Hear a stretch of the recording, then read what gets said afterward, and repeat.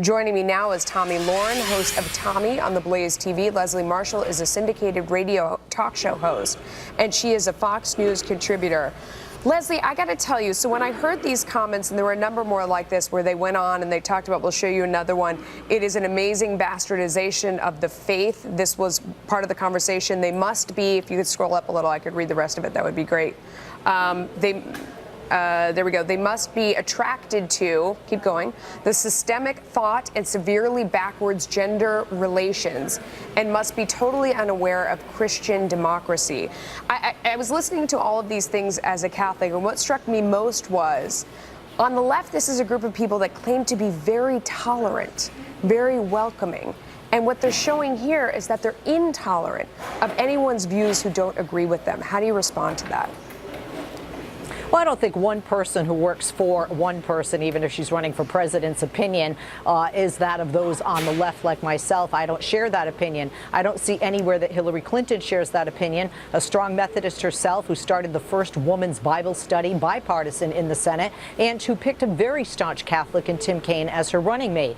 Look, I looked at this, Melissa, and, you know, I know my mom always said, don't write anything down you don't want the rest of the world to see. Wow. However, the reality is my employees, God knows what they write. I would hate to think I'm responsible for what they write. We're not the same people. And Jennifer's not running for president. Okay. Well, Tommy, let me make the case for why people might link what they're seeing in this email to Hillary Clinton, because you're right. She wasn't the one that actually wrote this. But what we've also learned in these emails is that she's willing on so many issues to present one face to the voters and to the public and a totally different face to other people, whether it's Goldman Sachs bankers who she's going to assure that she's going to keep their system intact, or whatever it is, that she's very duplicitous in terms of what she shows to the outside and says and what she actually believes. So that's why these things might rub people the wrong way in part. Tommy, what do you think?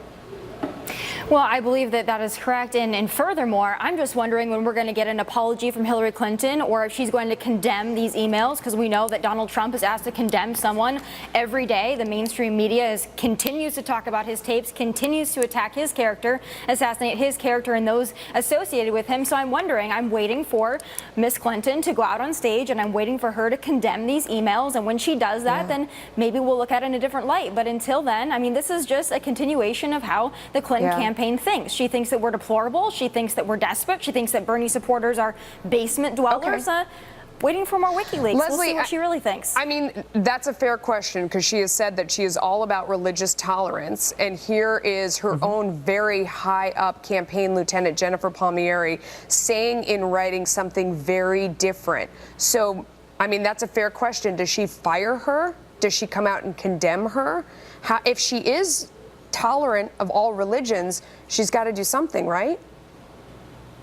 Well, a couple of things here. First of all, do we know 100% that the WikiLeaks dumps, every single email, have any of them been edited? Is this in fact true? One. Two, we haven't seen that in the past, and no one's denied it. Then maybe it's up to her to deny that these emails are real and come out and say they're fake. Nobody in the Clinton campaign has done that. You know, so many of them coming from John Podesta, he has not said they're fake.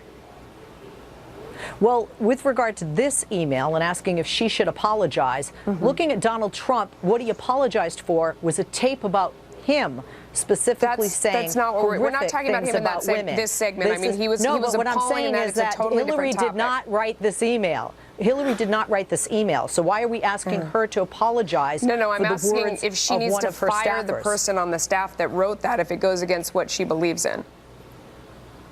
Well, I think she definitely should say something and should take some action. I don't know if it's termination. I'd like to see the full context of all the emails. And I think that Hillary has proven, because she doesn't want to ban against one religion, et cetera, that she is somebody who is about tolerance when you look at the policies that she's proposed. We got to go. I wish we had more time. Thanks to both of you. Appreciate your time.